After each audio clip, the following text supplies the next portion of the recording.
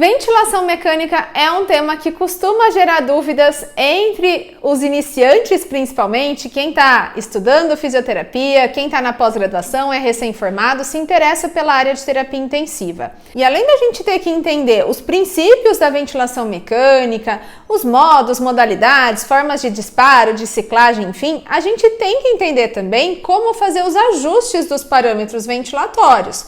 Porque, claro, cada paciente vai demandar um parâmetro diferente. Como fazer esses ajustes?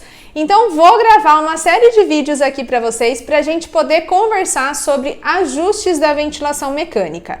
Já te adianto que não existe receita de bolo, que cada paciente vai precisar ter o seu ajuste individualizado. Mas o que eu quero com essa série de vídeos é tentar te ajudar a individualizar. Então a gente vai começar falando hoje pelo ajuste da pressão inspiratória.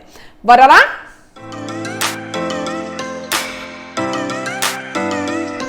Se você ainda não me conhece, eu sou Letícia Campos, sou fisioterapeuta, especialista em terapia intensiva neonatal e pediátrica.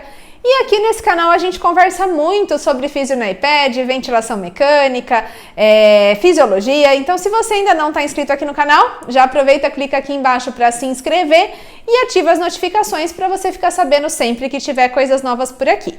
Como falado no início do vídeo, eu vou fazer uma série de vídeos para te ajudar nos ajustes dos parâmetros da ventilação mecânica. E a gente vai começar com esse vídeo falando sobre o ajuste da pressão inspiratória. Ou seja, da PIP, e aqui eu não estou falando de PEP, eu estou falando de PIP, pressão inspiratória, pressão de pico, delta P, cada ventilador vai ter o ajuste sendo realizado de uma maneira diferente, e aí tem vídeo aqui no canal, vou deixar aqui no card para você entender as diferenças entre pressão inspiratória, pressão de pico, mas isso vai te ajudar então a entender, de acordo com o que seu ventilador apresenta, qual que é o ajuste que você quer fazer. Mas de um modo geral, o que a gente quer com o ajuste da pressão inspiratória, e aqui eu estou falando sobre modalidades pressóricas, como por exemplo PCV, TCPL, você vai ajustar a pressão inspiratória com o objetivo de ajustar um volume corrente-alvo. Então, para fazer esse ajuste fino, para não seguir nenhuma receita de bolo e individualizar para o seu paciente, o que você vai pensar é qual que é o volume corrente-alvo que esse paciente precisa, com algumas variações, dependendo da condição dele, gasometria, oximetria, enfim, doença de base. Mas a gente vai precisar, então, fazer esse ajuste da pressão inspiratória de olho no volume corrente que a gente quer para aquele paciente. E qual que é o volume corrente que a gente quer para o paciente? Daí vai depender muito da condição dele, da idade desse paciente, enfim, de vários fatores. Pensando em neonatos, a gente vai pensar num volume corrente-alvo entre 4 e 6 ml por quilo de peso. E aqui a gente está pensando em peso real, tá? Nos adultos, a gente pensa muito em peso predito, porque o pulmão não tem culpa se o paciente engordou, emagreceu. A gente quer calcular o volume de acordo com o tamanho daquele pulmão esperado para aquele paciente, o volume que ele consegue receber. Agora, quando a gente está falando na neonatologia, a gente não tem uma fórmula que consiga predizer esse volume predito, porque existe muita variação de acordo com o tamanho dessa criança, com a idade gestacional, no peso. Então, a gente faz esse cálculo com base no peso real, tá certo?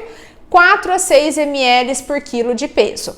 Algumas patologias a gente vai precisar um pouco mais, outras um pouco menos. Um bebê que já desenvolveu, por exemplo, a displasia broncopulmonar, a gente vai pensar em volumes um pouco maiores, mas de um modo geral, para minimizar o risco de lesão pulmonar, já que volutrauma é uma condição muito importante na neonatologia, é uma das condições que mais causam lesão, a gente tem que se preocupar em ajustar esse volume adequadamente, tá certo? Nos bebês prematuros extremos, quanto menor for esse bebê, especialmente se ele tiver menos de 700 gramas, a gente vai pensar ali no limite de 6 ml por quilo. Por quê? Imagina que eu tenho um bebê com 500 gramas. Quando eu calculo esse peso para ele, esse volume para ele, de acordo com o peso, 500 gramas vai dar meio quilo, 0,5 vezes 4 e 0,5 vezes 6, que seria de 4 a 6 ml por quilo. Eu tenho como valor seguro de volume corrente ali entre 2 e 3 ml. certo? É um volume muito pequeno. E agora imagina que eu vou ter perda desse volume, uma porcentagem vai ficar no espaço morto do circuito, do sensor de fluxo, enfim.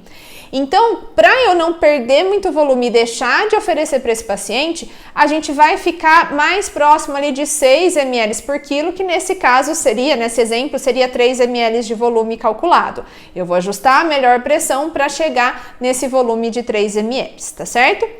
Já nas crianças maiores, a proporção desse volume perdido acaba sendo muito menor, então a gente não se preocupa tanto com isso. Vamos pensar num bebê de 3 quilos, fazendo o cálculo de 4 a 6 ml por quilo de peso, 4 vezes 3, 12, 6 vezes 3, 18. Então a gente vai pensar num volume-alvo de 12 a 18 ml, e aí se eu perder ali meio ml, 1 ml, proporcionalmente, essa porcentagem é muito menor para esse bebê maior do que seria para aquele bebê que estava recebendo 2 ml de volume, por exemplo, tá? Daí a gente pode ficar ali mais próximo de 4 ml por quilo.